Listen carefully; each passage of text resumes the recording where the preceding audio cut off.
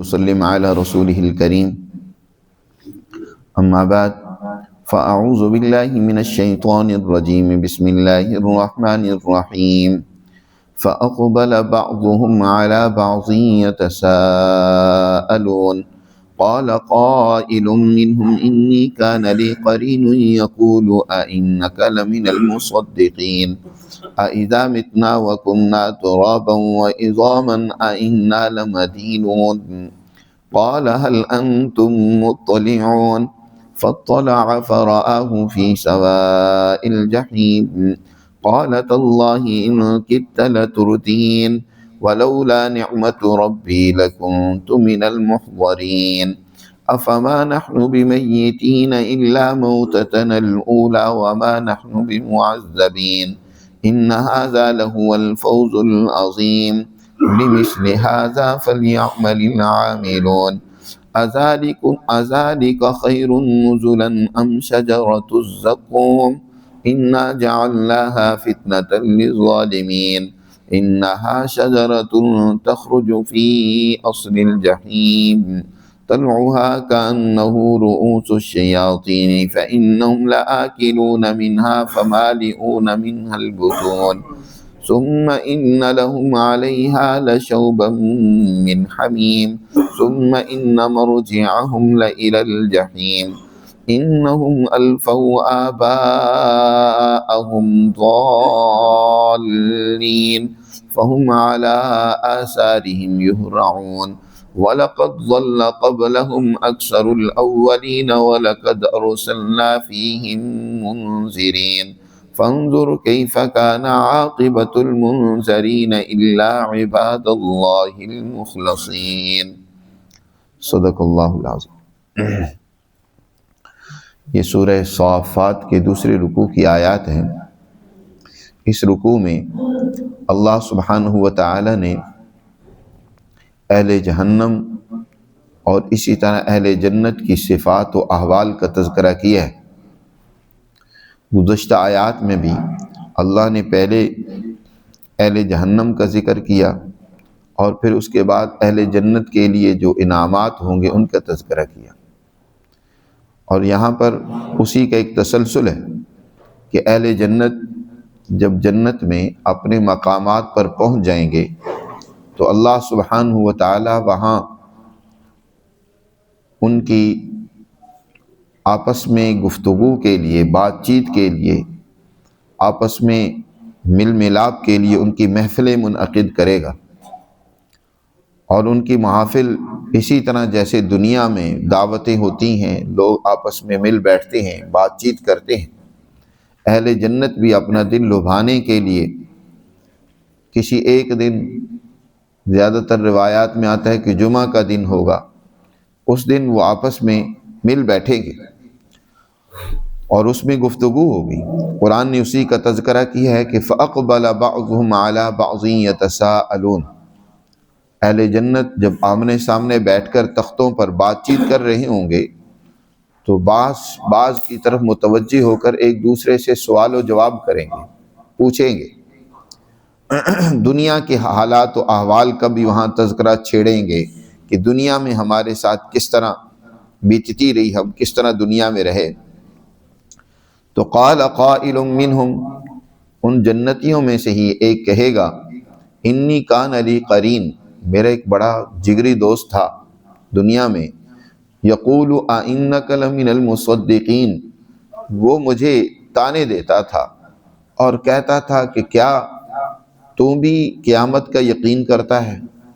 قیامت کے بعد پیش آنے والے احوال کی تصدیق کرتا ہے، تو بھی ان کو سچا مانتا ہے، ائنک لمن المصدقین،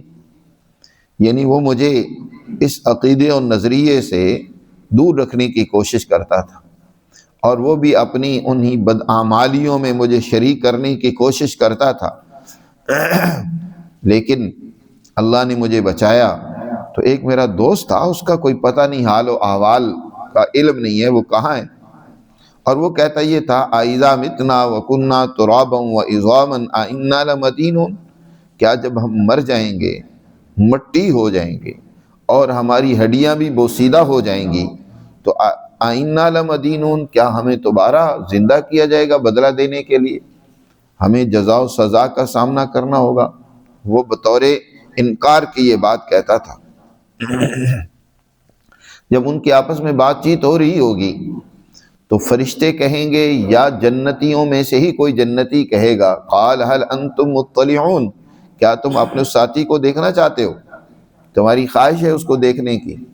اہل جنت کی تو ہر خواہش بھی اللہ پوری کرے گا، تو اس سے پوچھا جائے گا تو وہ کہے گا کہ ہاں میں اس کو آج ضرور دیکھنا چاہتا ہوں۔ اس کے سامنے اس جہنمی کو کر دیا جائے گا، حالانکہ جنت سے جہنم کافی دور ہوگی،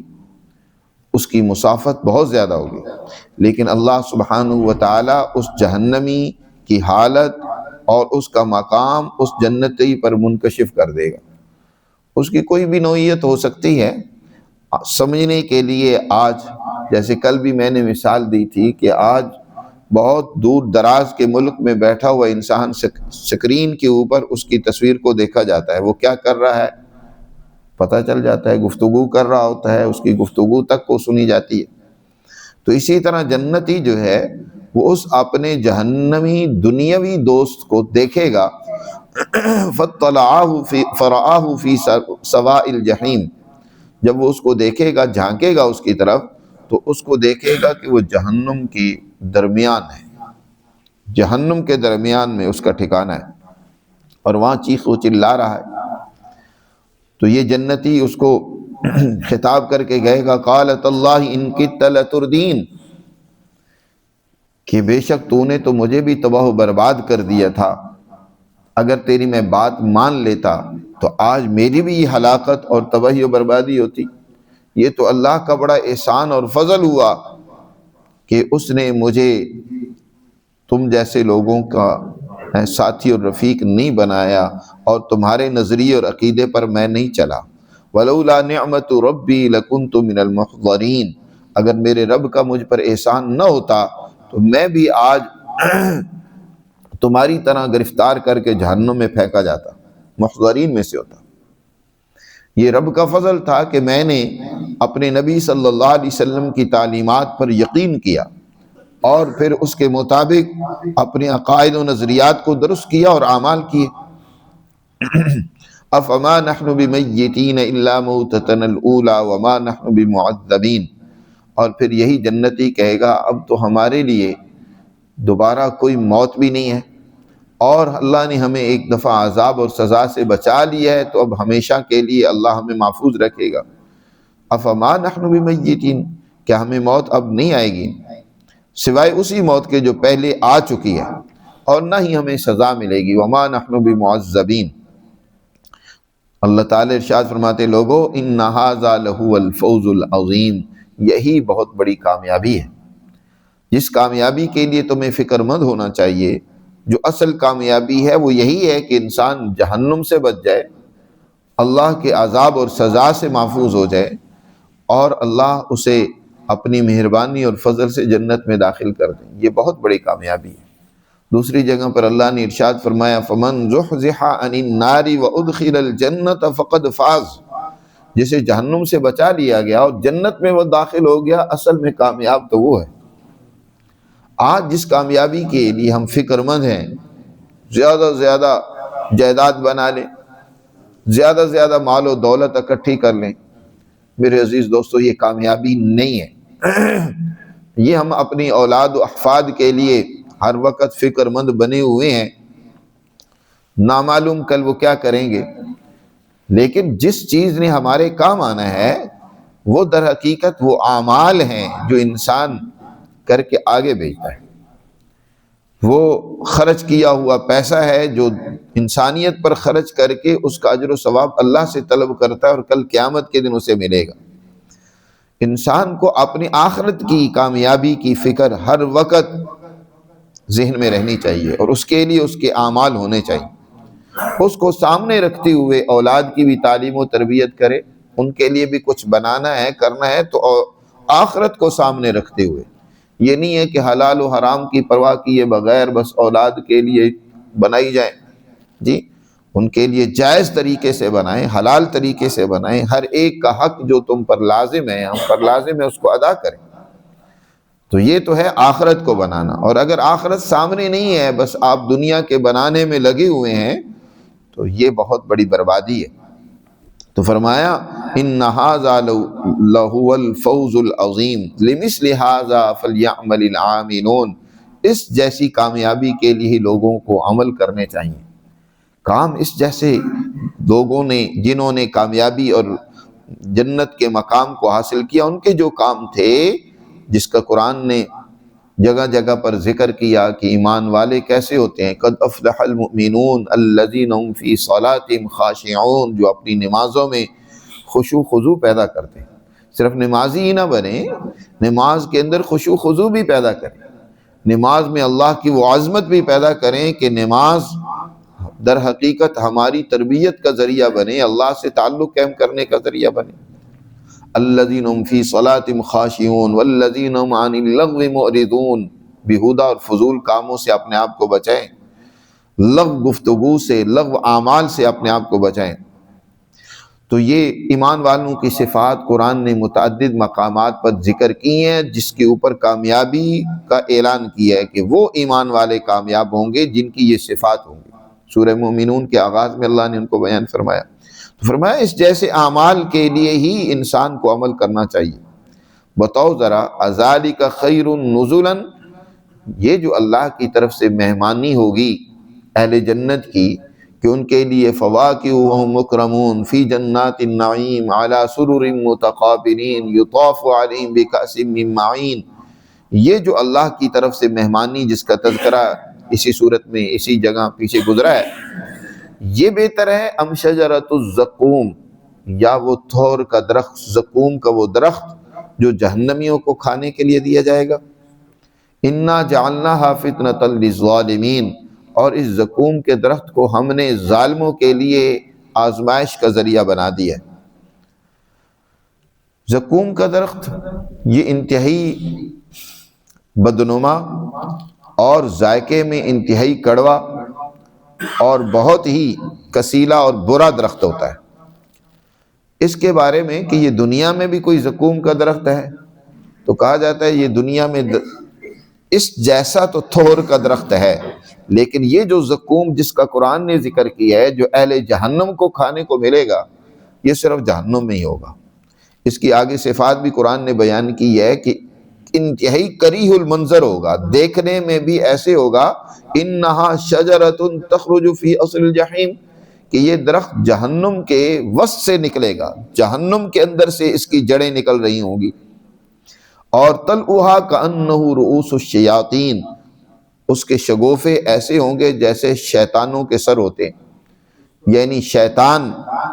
جو دنیا میں بدصورتی کو جب کسی کی تشبیہ دی جاتی ہے تو شیطان کے ساتھ دی جاتی ہے، یہ تو شیطان کی طرح ہے، اور خوبصورتی کی تشبیہ فرشتے سے دی جاتی ہے کہ یہ تو یار فرشتہ صفت انسان ہے، یہ فرشتے کی طرح ہے۔ تو وہ درخت اس کی بدصورتی کو بیان فرمایا کہ رؤوس الشیاطین، وہ شیطانوں کے سر کی مانند ہوگا۔ اور یہاں فرمایا کہ یہ تھور کا درخت ان کو کھانے کو دیا جائے گا۔ جب یہ آیت مبارکہ نازل ہوئی تو مکہ کے مشرک ظالم وہ کہنے لگے کہ زقوم کون سا درخت ہے، ہم تو اس کو نہیں جانتے، عرب میں بھی وہ پایا نہیں جاتا تھا۔ انہی دنوں میں ایک افریقہ کا آدمی آیا مکہ میں، ان سے اہل عرب نے پوچھا، قریش مکہ نے، کہ زقوم کوئی تمہارے علاقے میں ہوتا ہے؟ تو وہ کہنے لگا ہمارے علاقے میں تو التمر والزبد، کھجور اور مکھن کو کیا کہا جاتا ہے؟ زقوم کہا جاتا ہے۔ تو بس پھر کیا تھا کہ قریشی مکہ کو ایک مشغلہ مل گیا، وہ ابو جہل کہنے لگا کہ اے محمد، جہنم میں اگر ہمیں کھجورے اور مکھن مل جائیں تو اور کیا چاہیے؟ وہ اپنی باندی کو کہنے لگا زکیمیہا، جاؤ تم کھجور اور مکھن لے کر آؤ۔ اور پھر وہ جب لے کر آئی تو اس نے اپنے وہ دوستوں کو اور سرداروں کو پیش کر کے کہتا ہے تزکموہ، اس کو کھاؤ تم، یہ زقوم ہے، یہ کھاؤ۔ تو اللہ سبحانہ وتعالی نے اسی کا یہاں تذکرہ کیا کہ اس درخت کا تذکرہ ہم نے ظالموں کے لیے ایک فتنے اور آزمائش کا ذریعہ بنا دیا ہے۔ یہ درخت وہ نہیں ہے یہ جو چیز تم سمجھ رہے ہو، بلکہ یہ درخت، اس کی جڑیں جو ہیں وہ جہنم کے وسط میں ہیں، فی اصل الجحیم، اور طلعھا کأنہ رؤوس الشیاطین، اس کے شگوفے ایسے ہوں گے جیسے شیطانوں کے سر ہوتے ہیں۔ فإنہم لعاکلون منہا فمالئون منہا البطون، بے شک یہ یقیناً اس درخت میں سے جہنمی کھائیں گے اور اسی سے پیٹ بھریں گے۔ فمالئون منہا البطون، پھر ظاہر ہے جب یہ درخت کھانے کو ان کو ملے گا، اوپر سے پیاس انہیں ستائے گی، پانی طلب کریں گے تو فرمایا ثم ان لہم علیہا لشوبا من حمیم، بے شک ان کے لیے اس درخت کے کھانے پر پھر آمیزش ہوگی پیپ زدہ پانی کی، کھولتا ہوا پانی، من حمیم، کھولتا ہوا پانی ہوگا جس میں لشوب، ملونی ہوگی، اس میں آمیزش کی جائے گی۔ دوسری جگہ پر فرمایا صدید، من صدید من حمیم، کہ اس کے اندر پیپ شامل ہوگی، جہنمیوں کے خون اور پیپ کی آمیزش اس میں ہوئی ہوگی، اور وہ بھی کھولتا ہوا ہوگا، اور وہ ان کو پینے کے لیے دیا جائے گا، جو ان کی انتڑیوں تک کو کاٹ کر نکال دے گا۔ تو کھانا بھی بدترین، پینا بھی بدترین، تکلیف کا باعث بنے گا، کوئی اس میں راحت نہیں ہوگی۔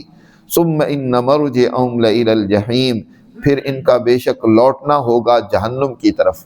کھا پی کر پھر سوائے جہنم کے کوئی اور ان کی پناہ گاہ نہیں ہوگی، پھر جہنم کی طرف ہی لوٹ کر جائیں گے۔ کہ ان کی غلطی کیا تھی جس کی وجہ سے ان کو یہ جہنم کی سزا مل رہی ہے؟ قرآن نے اس کا بھی تذکرہ کیا کہ انہم الفوا آباءہم ضالین، کہ بے شک انہوں نے اپنے باپ دادا کو پایا کہ وہ گمراہی میں مبتلا تھے، اور یہ بغیر سوچے سمجھے، بغیر عقل و بصیرت کے ان کے پیچھے دوڑتے چلے گئے۔ فہم علی آثارہم یہرعون، اور یہ بغیر سوچے سمجھے ان کے نقش قدم پر دوڑتے رہے۔ باپ دادا گمراہ تھے، وہ حق پر نہیں تھے، سچائی ان کے پاس نہیں تھی، غلط راستے پر وہ خود تھے، اور یہ انہوں نے اس کو بھی نہیں دیکھا کہ یہ خود گمراہی میں مبتلا ہیں اور ہم ان کے پیچھے چلیں۔ باپ دادا اگر ہدایت پر ہوں، سچائی پر ہوں، تو ان کی اتباع کرنے کا حکم دیا گیا ہے، لیکن اگر وہ خود گمراہی میں ہو تو پھر ان کی اتباع سے بچنے کا حکم دیا گیا کہ بچیں۔ اصل تو ہدایت کی اتباع اور پیروی ہے۔ تو جو لوگ بغیر سوچے سمجھے محض اپنے بزرگوں، بڑوں اور ان کے اندھی تقلید میں مبتلا ہو جاتے ہیں، تو پھر ان کا انجام یہی جس کا قرآن نے یہاں ذکر کیا کہ جہنم ان کا انجام ہے۔ دین اسلام سوچنے سمجھنے کی دعوت دیتا ہے، غور و فکر کی دعوت دیتا ہے، سوال اٹھانے کی بات کرتا ہے، اندھی تقلید کی دین اسلام اجازت نہیں دیتا۔ آج ہمارے ہاں بہت افسوس یہ ہے کہ ایک طبقہ یا تو سرے سے تقلید کی ہی نفی کر دیتا ہے، اور وہ ائمہ ہدایت اور ائمہ ضلالت میں کوئی فرق ہی نہیں کرتا، وہ ائمہ ہدایت کو بھی ائمہ ضلالت پر قیاس کر کے تقلید کی نفی کر دیتا ہے، اور دوسری طرف جو تقلید کرنے والے ہیں ان کے ہاں اندھی تقلید موجود ہے، سوچ و بچار نہیں ہے، غور و فکر نہیں ہے، کوئی بات اگر کہی ہے ان کے بزرگوں نے، اس پر کوئی سوال پیدا ہوتا ہے، سوال کرنا چاہیے، سوال اٹھائیں، اس میں دیکھیں کہ کہاں کس سے کیا غلطی ہوئی ہے، اس غلطی کی نشاندہی کریں اور اپنے آپ کو اس غلطی سے بچائیں۔ یہ دونوں گمراہی کے راستے ہیں۔ اندھی تقلید یہ بھی گمراہی کا باعث اور سبب بنتی ہے، اور ائمہ ہدایت کی تقلید کی نفی کرنا، سچے لوگوں کی اتباع اور پیروی سے بھاگنا اور دور جانا، یہ بھی گمراہی کا سبب بنتا ہے۔ تو فرمایا انہم الفوا آباءہم ضالین، ان جہنمیوں کی خرابی یہ ہے کہ انہوں نے اپنے باپ دادا کو گمراہ پایا اور بغیر سوچے سمجھے ان کے پیچھے دوڑتے چلے گئے۔ وَلَقَدْ ضَلَّ قَبْلَهُمْ أَكْثَرُ الْأَوَّلِينَ، اور تحقیق ان سے پہلے بھی بہت سارے لوگ وہ گمراہی میں مبتلا ہوئے، اور انہیں سمجھانے کے لیے ہم نے منذرین کو بھیجا۔ وَلَقَدْ أَرْسَلْنَا فِيهِمْ مُنذِرِينَ، ہم نے ان میں اپنے ہادی، رہنما، سچے لوگ بھیجے جنہوں نے انہیں سمجھایا اور ڈرایا، لیکن انہوں نے ان انبیاء کی اتباع نہیں کی، ان ہادیوں کے پیچھے نہیں چلے۔ پھر دیکھو نتیجہ کیا ہوا، فَانظُرْ كَيْفَ كَانَ عَاقِبَةُ الْمُنذَرِينَ، ڈرائے ہوئوں کو اللہ نے، جن کو ڈرایا گیا تھا، سمجھایا گیا تھا لیکن انہیں بات سمجھی نہیں، پھر ان کا انجام کیا ہوا ذرا دیکھ لو، تاریخ اٹھا کر پڑھو، ان کے واقعات کو سنو، ان میں غور و فکر کرو۔ الا عباد اللہ المخلصین، مگر ہاں اللہ کے برگزیدہ بندے، چنے ہوئے بندے، پسندیدہ بندے جنہوں نے اللہ کی تعلیمات پر عمل کیا، وہ اللہ کے عذاب سے بچ گئے۔ یعنی جن قوموں پر عذاب آیا ان میں سے بھی جو مخلصین تھے اللہ نے ان کی حفاظت فرمائی۔ آگے اس حوالے سے جو اللہ کے مخلص بندے تھے جن کو اللہ نے عذاب سے بچایا ان کا تذکرہ شروع ہوتا ہے۔ اس حوالے سے سب سے پہلے نوح علیہ السلام کا ذکر ہے، پھر اسی طرح آگے حضرت ابراہیم اور دیگر انبیاء علیہ السلام کا، تقریباً 7 انبیاء علیہ السلام کے یہاں واقعات ذکر کر کے اللہ کے مخلص بندوں کی جد و جہد کو، ان کے اعمال و کردار کو بھی بیان کی ہے اور ان کی کامیابی کا بھی تذکرہ کیا ہے۔ اللہ ہمیں سمجھ نصیب فرمائے اور اپنے احکامات پر عمل کی توفیق دے۔